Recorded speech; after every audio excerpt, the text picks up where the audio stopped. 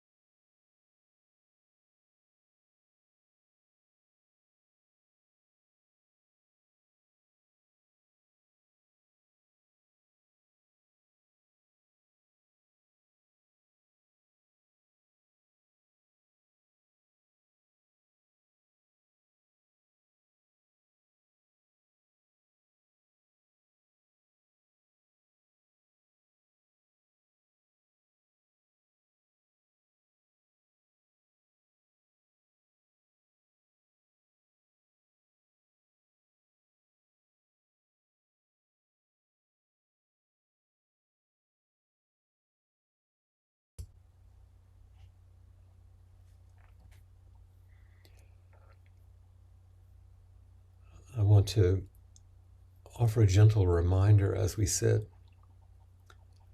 that these 5 or so minutes in the beginning are not waiting.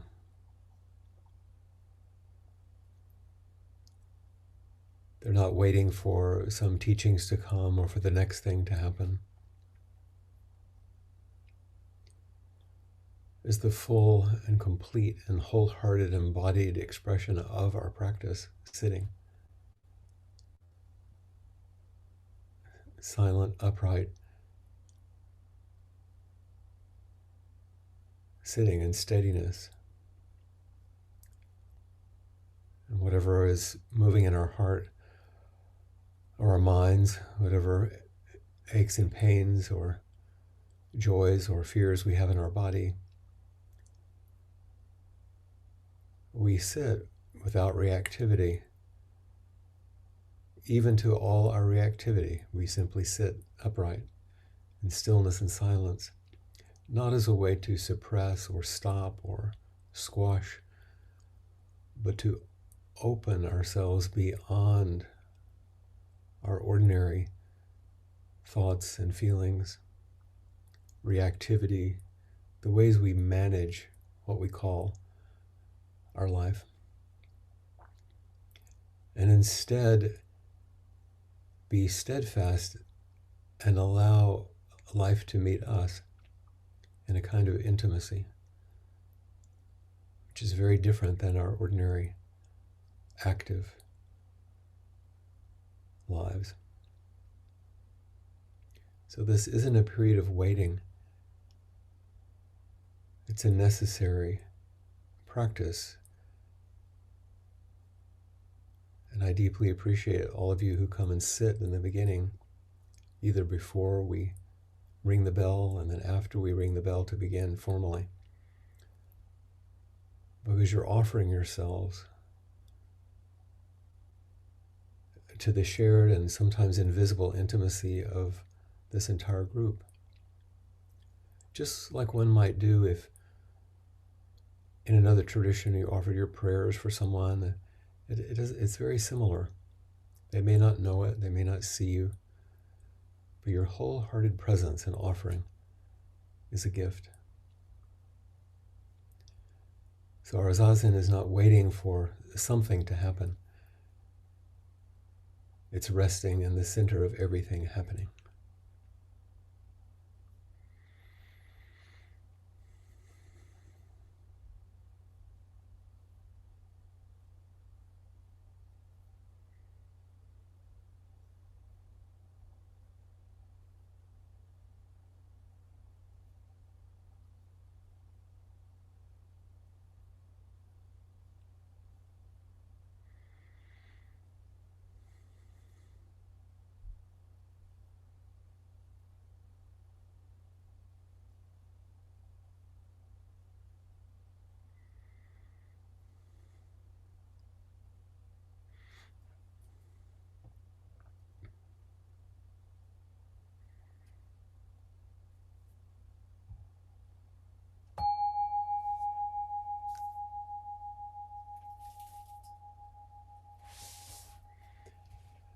Vast is the robe of liberation, a formless field of benefaction.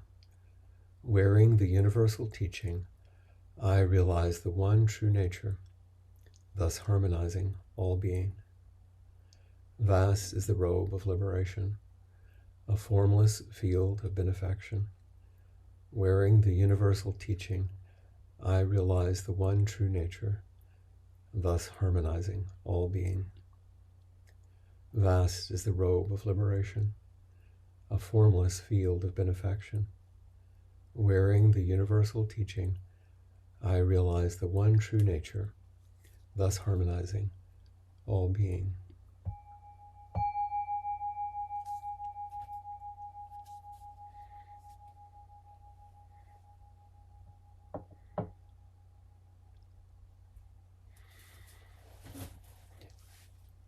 A verse of the robe, which we've spoken about so often, is classically chanted at the end of sitting, usually in the morning, early, at which time, and today I'm wearing my rakusu, the small robe, with the patchwork pattern of the larger okesa that priests would wear. This is my rakusu that I sewed for my priest ordination with Blanche's assistance.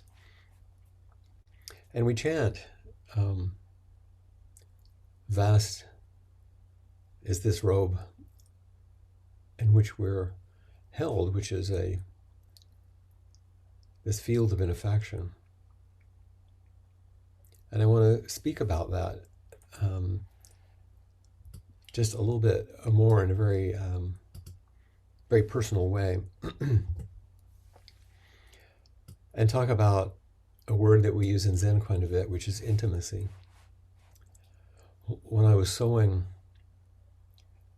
my robes, I would spend a good bit of time with Blanche in the sewing room, and it was a lovely thing. It was one of her great Dharma teachings. And we would go into the sewing room and plug in the iron so we would be ready for us. And we would light the altar, a candle, and offer incense and do our bows, and then we begin to sew. Her teacher in Japan, Joshin-san, would talk about the okesa as being the whole body of the Buddha. And so this is what we were working on. And here's a story that she told me. It's an old classical story one day. And it involves two people who show up in our list of ancestors in the Zen lineage, Ryozan Enkan and Doan Kanchi, which you don't need to know those names, but there's a teacher and his student, just like we were.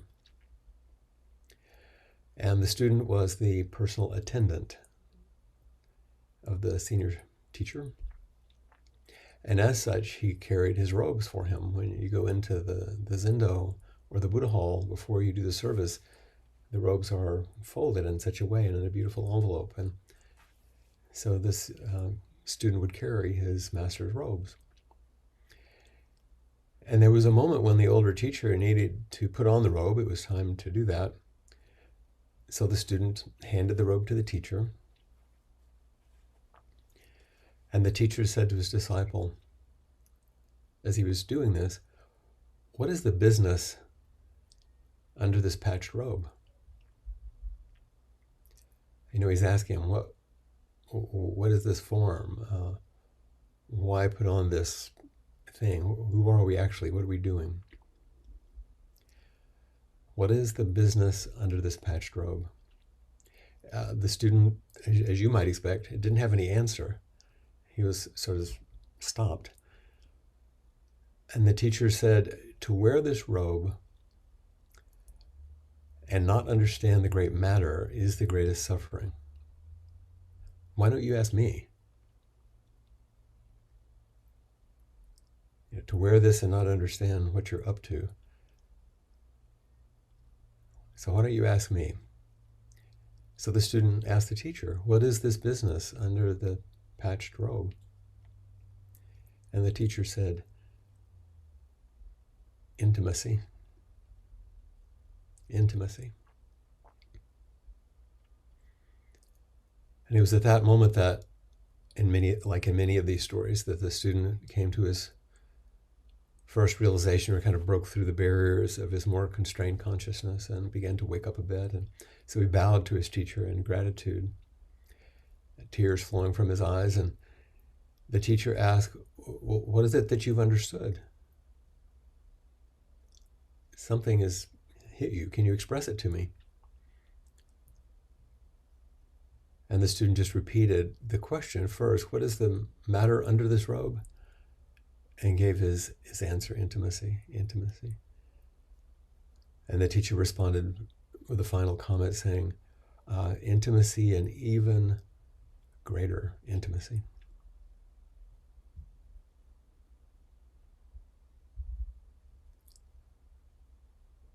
Intimacy, even greater intimacy. So what is this intimacy? We think about it in regular human terms, and like friendships, or even the intimacy of loving relationships, but that's not exactly what is being talked about here in our practice. And why is it so important? What is the business under the patched robe? Whether you wear one of these or not, that's just a symbol of having taken vows. You're still immersed in the vast robe of liberation, this formless field of benefaction in which we're held. What is the business under this patched robe? Here's a more maybe intimate way of saying it to you. What is this business sitting in front of the computer screen? What is the meaning and purpose of our sitting? What's this business of chanting, study, and this whole thing of inquiry as we meet like this? What is this? So bringing this question out of the early days of Zen lore and these ancestor stories, which were always beautiful, but bringing that into modern, I remembered as I was writing this story up today, when I was with Blanche in Japan, and we were going to two major temples, so Jiji in Yokohama, and Eheiji, which is in the western part, a little more western part of Japan. In Soto Zen, in our lineage, there are basically two Vaticans. These two temples share the head temple. And they were the temples. Eheiji was Dogen's temple, and Sojiji was Keizan's, two luminaries in the past. And one of the traditional things it's done, this is just old lore, but it was interesting to me as a devotional student, that when one receives Dharma transmission from your teacher, then you would go to you go to both of these temples actually, and engage in a ceremony called the Suisei ceremony, in which you become abbot just for one day. And it's just a ceremony to indicate that you have been given Dharma transmission in the lineage of teachers that those two temples represent.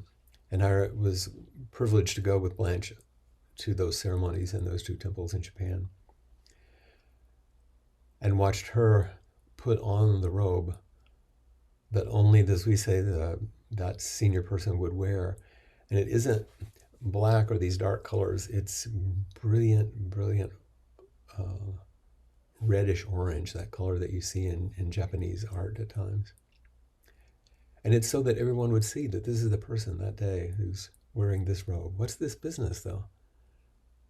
What's the business under this robe? Bringing it closer to home, just yesterday, in one of my practice discussion groups, Kim Nichelle from Madison, who had been a head student, Shuso, there in Madison, at the Open Doors Zen community, she brought to our group a very delicate sheet of paper on which there were some of Dogen's words had been transcribed. They were very carefully written by Julie Laurel, who had been Kim's assistant. Remember in the old story, we had the teacher and the student. Well, in this case, we had the head student and her assistant, the Shuso and the Benji. And the intimately transcribed words that Julie had made on this paper accompanied a piece of calligraphy that she had given as a gift to Kim after they had had this time together during the practice period. And the character of that was given was what we would translate as space. Maybe spaciousness, but space. And here are some of the words that Julie copied on that beautiful piece of paper, just a few of them, in English translation. And Kim read them to us yesterday. The all-inclusive empty space, the all-inclusive empty space that has neither boundary nor limitation, all phenomena are embraced in one moment of meditation, going beyond any distinction between small and large, near and far. This is that formless field of benefaction, all-inclusive empty space that has neither boundary nor limitation. All phenomena are embraced in one moment of meditation. The infinite nature is embraced in one moment of sitting, as I was indicating earlier. Going beyond distinctions of small or large, near or far, waiting or not waiting, sitting still or moving.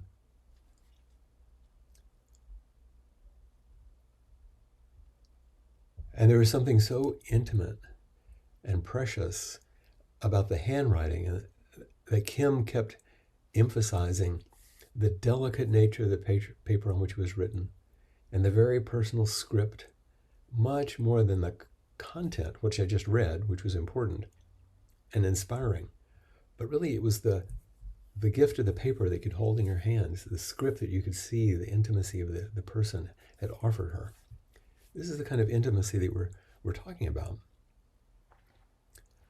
Intimacy, even greater intimacy with your life, with each moment, with each breath. In a very innovative novel, which maybe some of you have read, by Ruth Ozeki, the title is A Tale for the Time Being. A Tale for the Time Being. And Ruth is a Zen student, and she based her story in this novel on Dogen's very powerful but famously difficult essay in Japanese called Uji, which is translated as Being Time. It's really difficult to understand, very complex language.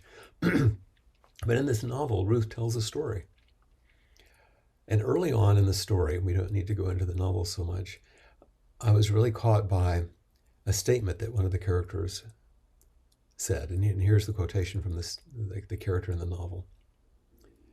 Print is predictable and impersonal, conveying information in a mechanical transaction with the reader's eye. Handwriting, by contrast, resists the eye, reveals its meaning slowly, and is as intimate as skin.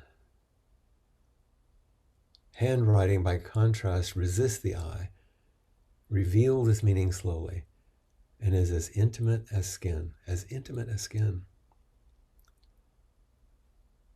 What is the business under this patched robe spoken of by the answers? What is this all-inclusive space which opens as we sit together as spiritual friends? As intimate as skin. That strange phrase, handwriting resists the eye. There's the intimacy of reading each situation for all it can reveal. It isn't just about seeing. It's not about data. The intimacy of looking deeply, beyond mere appearances, allowing ourselves to be moved, touched, maybe aroused to action. It resists just the seeing, it's more.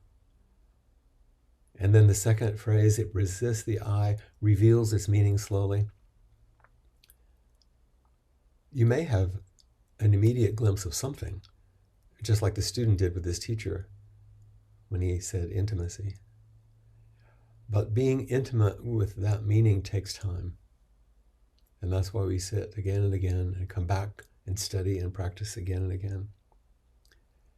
Being intimate with the meaning, it takes time. It reveals itself slowly through wonder, as we spoke about last week. Deep, penetrating practice of patience. What is this business under the patched robe, which is as intimate as skin? Many of you have heard me over and over in my teachings use these two phrases from two teachers. It's very central in my teaching. When asked, what is the mind of enlightenment, Dogen supposedly said something like intimacy with all things. This intimacy. And centuries later, Unman, another master, when asked what is the teaching for a whole lifetime, he said it's an intimate response. This intimacy of receiving and meeting each thing and responding appropriately. So I'm going to say just a couple of things about these to continue to delve into this question of intimacy, even greater intimacy. I was curious about those quotes because I use them in teaching a lot. And so I reached out to my friend Peter Levitt, who's a wonderful translator. Some of you may have read some of his works. He translated with Koz Tanahashi The Essential Dogen. He's a wonderful, wonderful man. And I asked if he knew of the statement that we all use, intimacy with all things. And he and Koz both said, I don't think it actually exists, maybe. But in an email, this is what Peter wrote to me. He said, I have to say, having been steeped in Dogen so long, that even if he didn't say it, he did. He says it in every phrase and gesture. What else is there in this intimate practice of intimacy?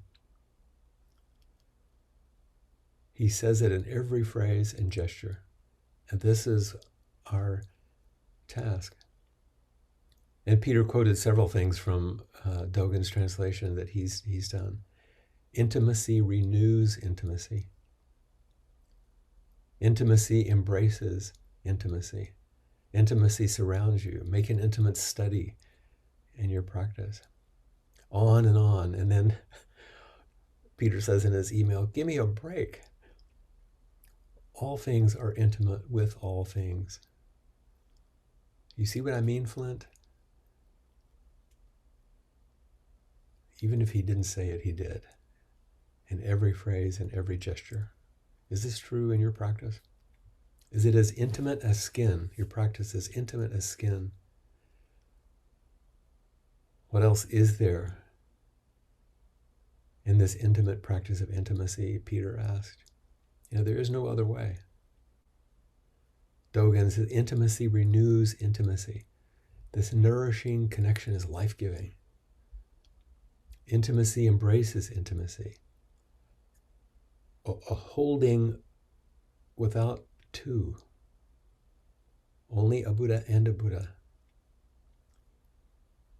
Dogen's quote, intimacy surrounds you. It's like the air we breathe, like fish in water. You don't even notice it's as intimate as skin. Dogen does say in one of his essays, the principle of intimacy is a principle of closeness. It means there's no gap. It embraces Buddha and ancestor. It embraces you. It embraces me. It embraces our practice. It embraces those of our generation. It embraces our meritorious deeds. It embraces what is most intimate, because intimacy resides all around you. Everything relies on intimacy. Everything relies on intimacy. Each thing, or even half thing, relies on intimacy.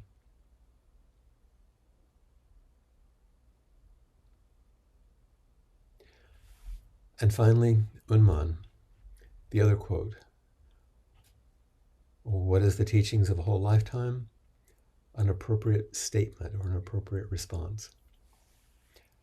And once again, just because I'm a nerd about these things, I reached out to Sho Haku Okumura, who is a wonderful teacher and translator. And I said, I was wondering about this appropriate response thing. Do you know what he meant? And I get this long Japanese kanji. He said, oh, here's the statement in Japanese. But he said intimacy, which he highlighted in red. There's a couple of intimacy is translated as shinmitsu. Shinmitsu. Shin is intimacy, not the shin of heart-mind, which some of you know, intimacy. And mitsu means to stick together without a gap. This is what he was talking about. What is this intimacy? To stick together without a gap. And then he wrote out in the kanji what Unman's response was. Tai itsu setsu, which translates as tai means to face toward, itsu or ichi is one, and setsu is to say something or expound or explain something. What is this intimacy? Speaking toward one particular person, speaking one-on-one, that the Buddha and all of us through intimacy offer the most appropriate teaching to the person in front of you by every gesture, every word, by your whole being. And so this is why we practice in this way, to bring ourselves to the world as intimate as skin and to offer ourselves directly. And this is what we're doing here. This is the business under this patched robe. This is our practice, which is so profoundly needed in this world now, in whatever form it comes, in whatever wisdom tradition that we practice, it's still this intimacy, even deeper intimacy. It's a hope that we can enact this as you raise your hand and meet this matter that's under these robes. And these robes today might be your pajamas or your business suit or your workout outfit, your yoga pants, whatever it is. What is this? What is this? So please raise your hand.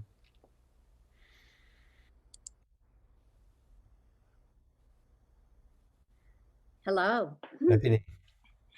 Oh, I just had to tell you, thank you so much for that because what it is what you're describing is my art practice. It's just the mark making. When an artist who is based in, the teachings makes a mark, it's that expression of intimacy. Exactly.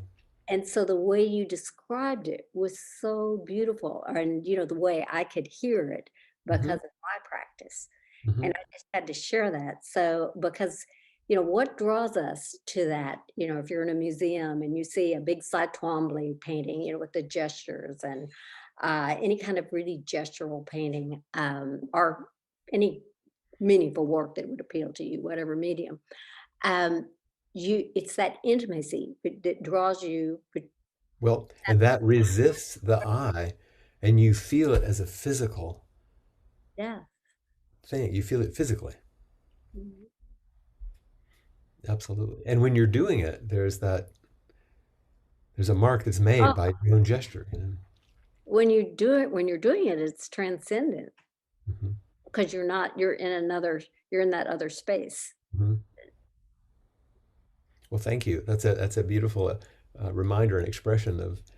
Well, I just had to share that because it made me so happy, because I just it's like coming to inquiry, it gives a form and a shape to all of these things we do and that we can help express them better. And Mhm. so thank Well, you. it's part of its function is to help you understand your own heart and mind, not to understand or just your mind Yeah, or some right. ancient teaching, but for you to see yourself more like a mirror. Well, it's I think all of us should have a little mirror on our altar. We look to the Buddha, we look to the incense, the flowers, the candles, but we need to see this. well, my friend Linda Pace, one of her main pieces she did was a mirrored igloo. Like you could get, it was an igloo shape, like Yeah, 6 feet. like a dome. Mhm. Yeah. And then you could crawl in and it was all mirrors inside. Wow, amazing. Thank you so much. Thank you.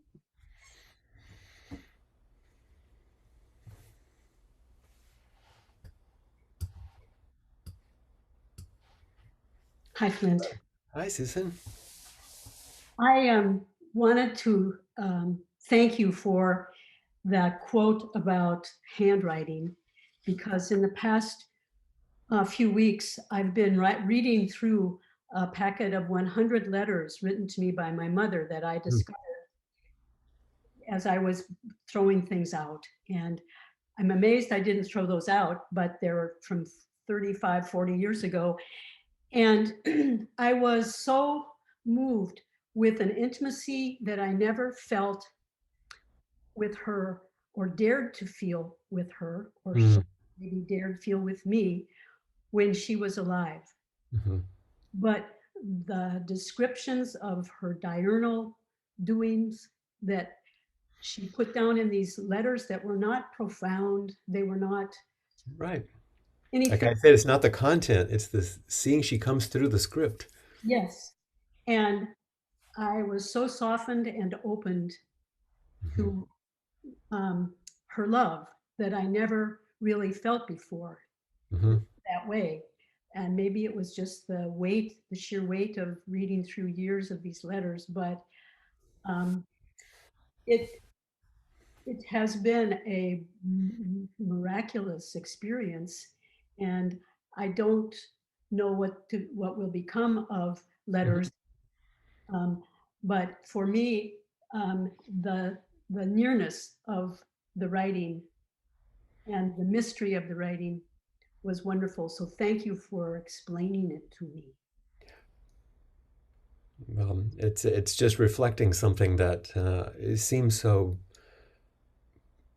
potent to me and beyond the ordinary way of thinking or meeting, but it's what our practice offers us. And so you could read those letters and feel them and hold them in your hand and see them in a way that took you beyond and to the heart of something that you may not have ever gone. It was an invitation that you could now accept Yep. to a place you couldn't have gone before. Right. And if I had been so bold to say anything like that to her, she would have cut and run really fast. So this has been a beautiful experience, as I Uh, say. Thank you for making it open to me even more. well, thank you for sharing that because when you share that, then that brings an intimacy to us too. So thank you very Yeah. much. Thank you.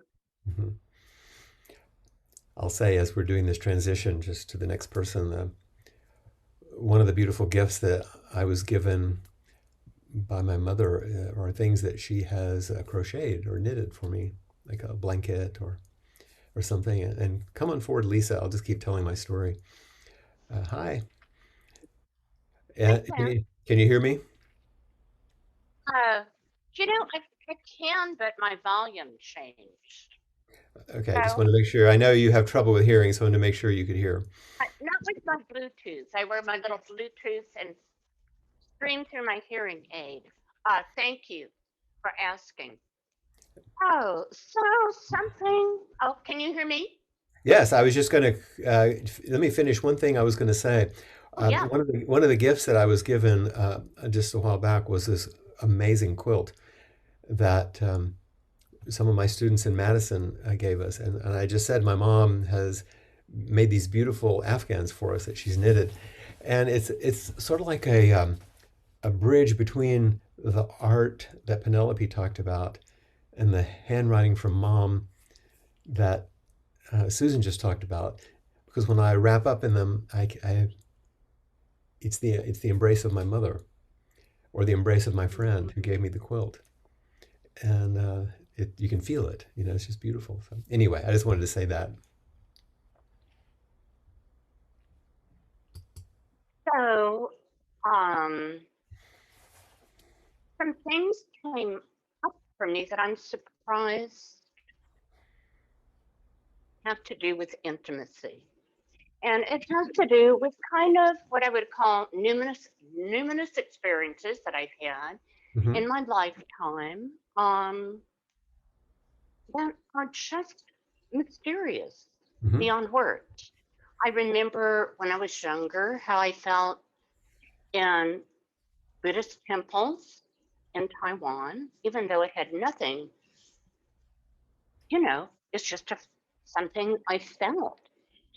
The feeling I had in Korea when I saw a monk striding out of a temple with a gong, the way I felt in a hillside chapel in Hawaii.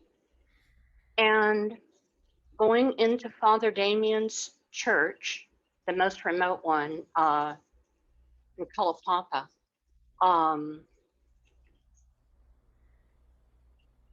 so I feel like the words that describe that I couldn't describe, it's being like wrapped in skin.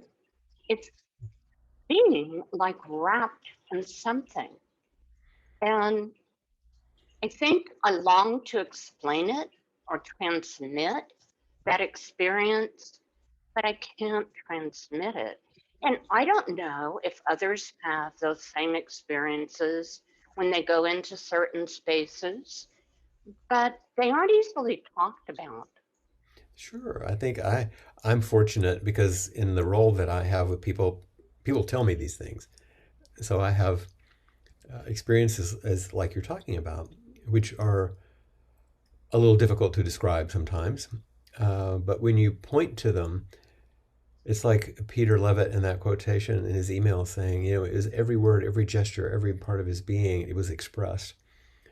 And it comes forward in you. It's called forward, just like Penelope said, through art or the handwriting of Susan's mother.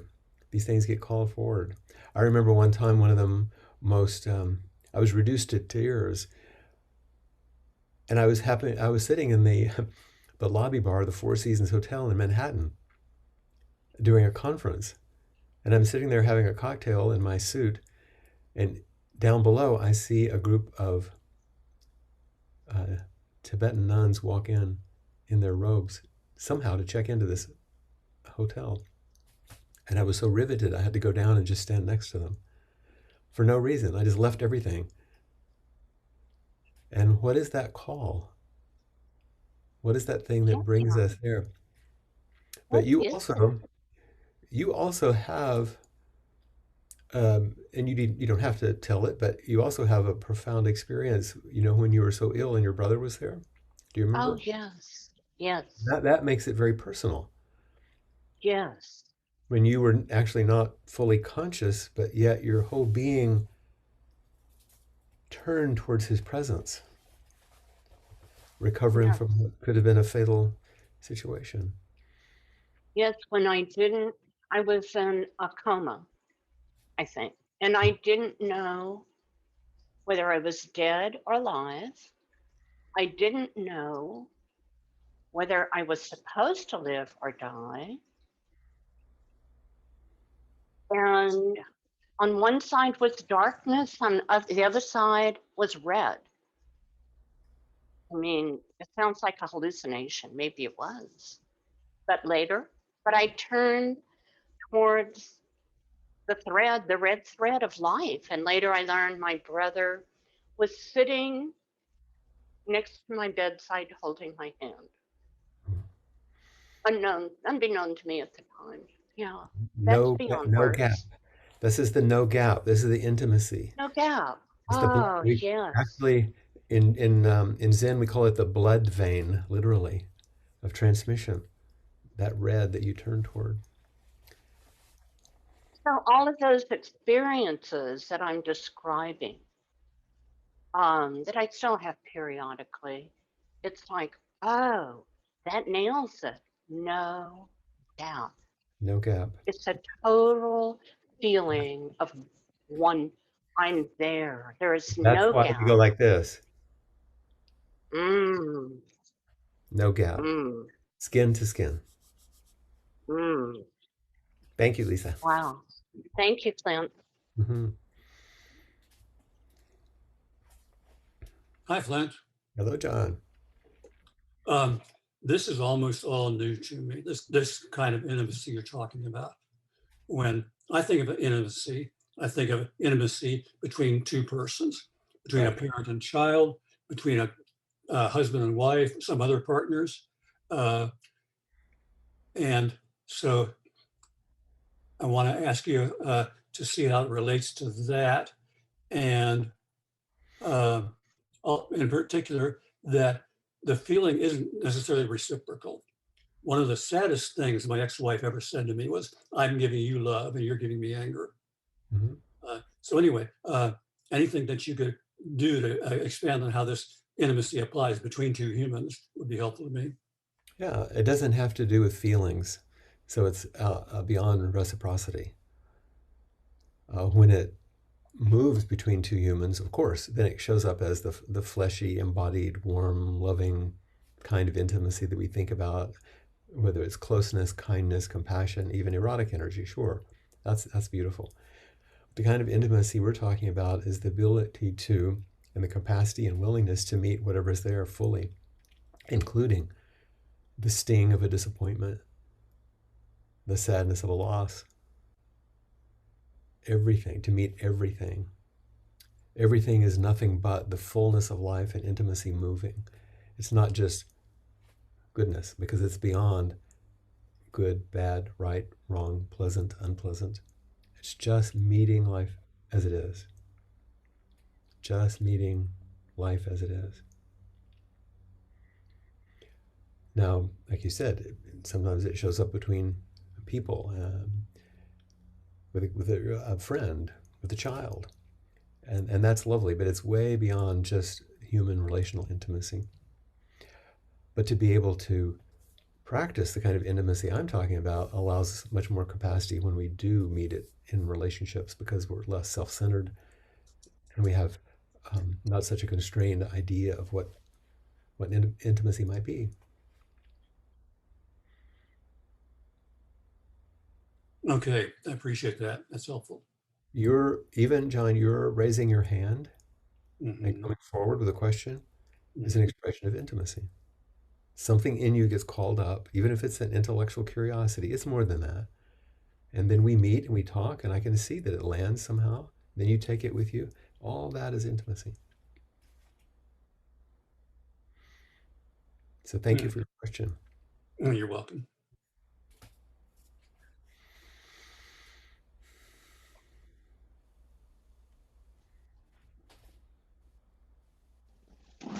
Man,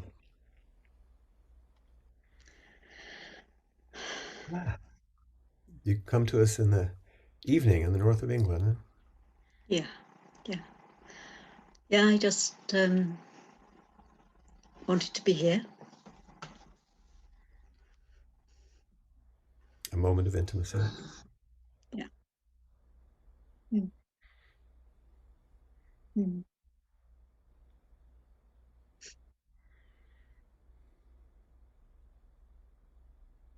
Mhm. So much moves in that space you know what I was talking about. The space makes possible all of this that is beyond words.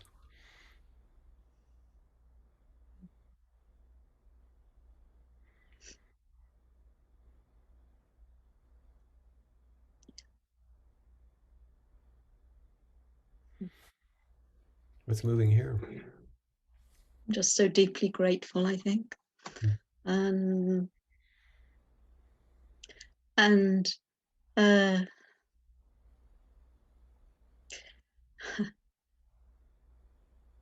I think there's something to do with the deep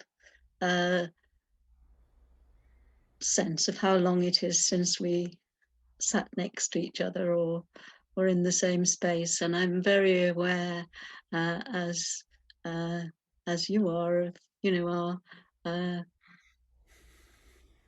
physical size differences makes us very aware of each other in spaces, I think, and so We I'm always kind feel of that. yeah, And for those of and you that don't know, how tall are you? I'm just under 5 foot. And I'm 6 feet 3. So we always enjoy hugging. Yes, yeah, and the number of times that we have, sort of kind of met that in different ways. Hmm. And so I just really wanted to be in this space with you. And I feel a sadness at not having been able to be in the same room with you and so many others for so long. So I appreciate your coming forward so we can meet in the way that's possible. And it's how long have you been practicing with our group? Um, well, I began with Nothing Missing, which was 2012, I think. We began, Yeah, although you and I had met previously through Hakomi. yeah, more than 10 years. Hmm. More than 10 years. Yeah. Yes. Yeah. Mhm. It is a beautiful gift. Yes, you are. And you. And with anticipation and the time we can see each other again. Mm, thank you. And I would like to sort of also say, that one of the things that I really touched by and really feel is the people come forward and offer themselves, and it's such a great offering. It's a real gift. Mhm. Mm. Absolutely. Thank you for doing that as well. And I want to say publicly, thank you for all that you do along with Jan and helping with the precepts program. Another gift. Yes, you're a great leader, so thank you. Thank you.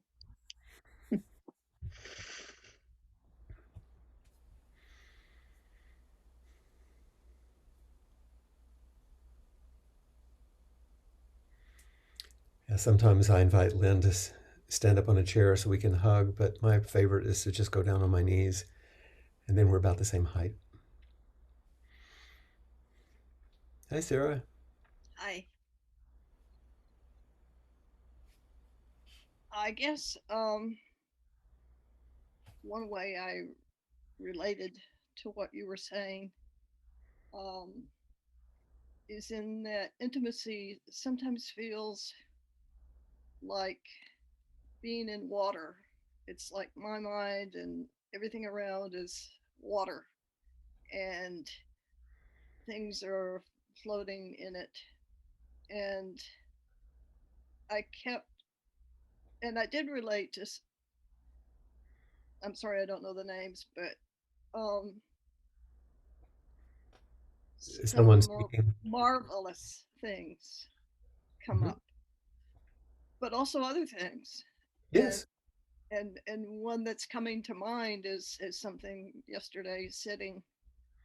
It's like the water was very bitter and Mhm. dark, and I felt great remorse for an action I had taken in relation to my cats years ago. Mhm. It was coming up. And I'm Yes. like, there is nothing that can be done about it. And resisting it and letting it happen, and it's just like a wave in the water. Yes. And the intimacy with that which arises allows its transformation. And what I was saying to John, sometimes intimacy isn't just closeness and caring and compassion, it's the sting of a loss or the grief. Or our practice allows us to maintain that upright willingness to meet what comes fully. Mhm. And that's I'm glad you're emphasizing that, because it's so easy for us to slide into preference. If we do this, it'll be good. Yeah. If we practice, what it will be is whole, complete, full. Everything will be given. Nothing will be held back. It's quite an abundance. Mhm. Yeah. So, And that's it. it's so good to see your face and hear your voice. Thank you. And you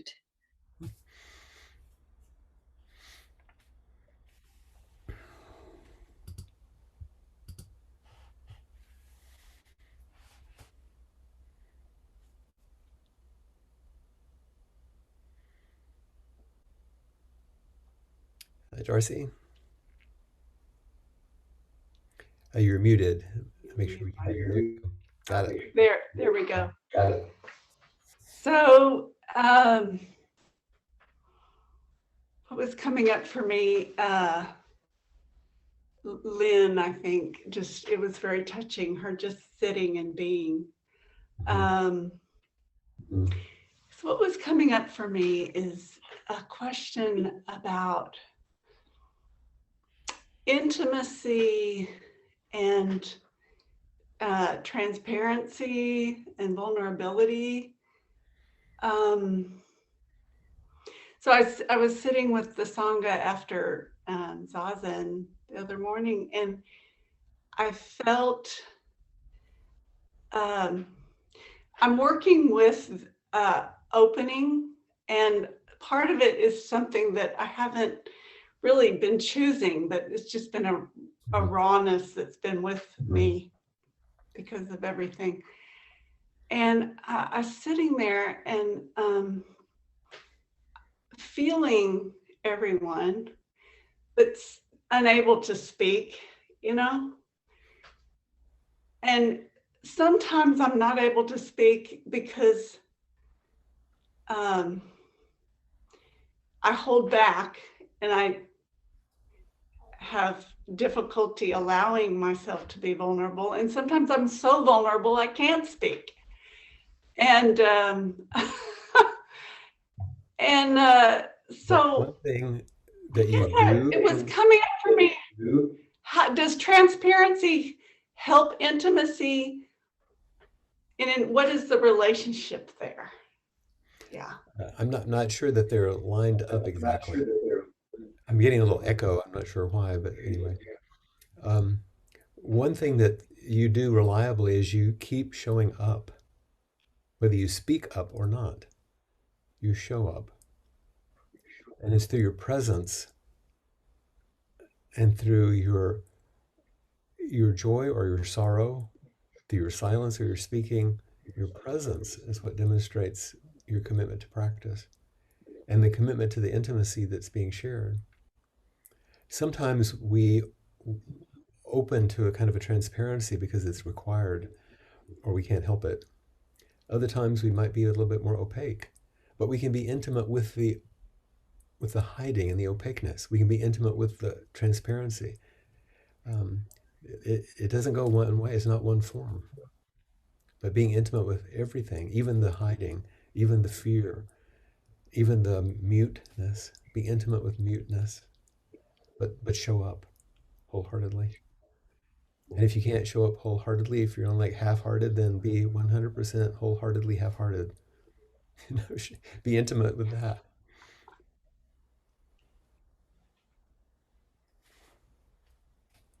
Thank you so much. That's a great question.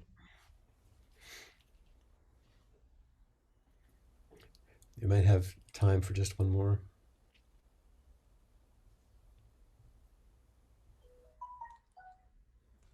Oh, Efrat, Hi.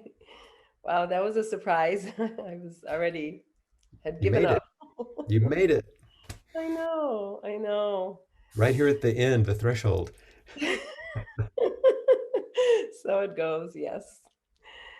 So I was noting today when when you spoke during the sit about this ability to just be in the center of things.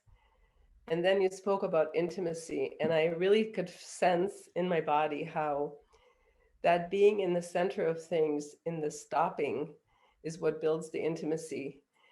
Because being intimate with a familiar is one thing, but I am going through the most unfamiliar Mhm, process that I could ever imagine of dismantling kind of my life work mhm, and going through so many parts of it that are quite literal, like auction and media and really I was really missing some intimacy there because it is so unfamiliar and it is in this flow all on its own that I'm trying to stay with. And mhm. then in that moment of sitting, short as it was, I really sank into being intimate with what it is I'm going through, Oh, which is so important. I mean, now it feels like my life.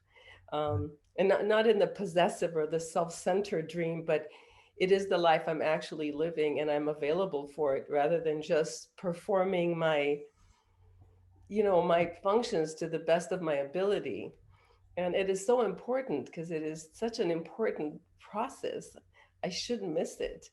And so I saw how in a small moment I got this entire I kind of lost that distance. mhm, I felt the threshold. I really felt where I mhm, was, mhm. which is really on the threshold of my life. Yeah, And a wonderful, and wonderful, that teaching about each moment of zazen is wholeness of practice. yeah, It's the fullness of life if we let ourselves come to the center, which is precisely what you said and experience. yeah. And especially with the unfamiliar, Mhm. like I said, loving the ones you love already, it's easy. Yeah. Um, Intimacy with that which is almost feels unfamiliar, but almost not stacked against you, but not friendly, not about you, not reaching out, not offering much, but rather saying, come on, come Yeah. on. Here Yeah, we are. that was really profound. And I just wanted to I'm so deeply glad you had a chance to speak about it because it's touching to me to hear your reflection since I know what you're going through. And I sent my little video in, by the way. So wow, you will be the first, good. I believe. Thank you so much. Yes. Thank you. Efrat in the dismantling of threshold is putting together, co-creating something in the process. So some of us are participating in that. Yes. Thank Thank you. you, Flint. Mhm. Bless you. Yes. Thank you so much. We're going to engage here at the end with our four practice principle verses. And remember, what's the business under this chanting? What, let it be intimate. Use your voice. Feel your body as intimate as skin as we chant. Caught in the self-centered dream, only suffering. Holding to self-centered thoughts, exactly the dream. Each moment, life as it is, the only teacher, being just this moment, compassion's way. Caught in the self-centered dream, only suffering. Holding to self-centered thoughts, exactly the dream. Each moment, life as it is, the only teacher, being just this moment, compassion's way. Caught in the self-centered dream, only suffering. Holding to self-centered thoughts, exactly the dream. Each moment, life as it is, the only teacher, being just this moment, compassion's way.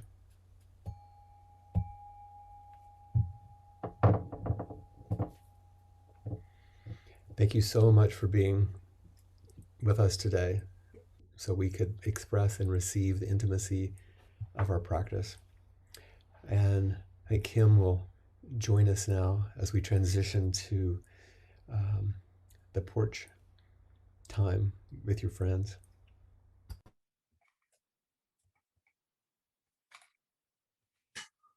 Apamata's programs and facilities are supported through your generosity. Your support makes a huge difference. There's a link for contributions on the website at apamata.org/contribute. Also, I wanted to announce that if you go to the Apamata calendar, you can join the after inquiry meeting that takes place virtually on the virtual porch.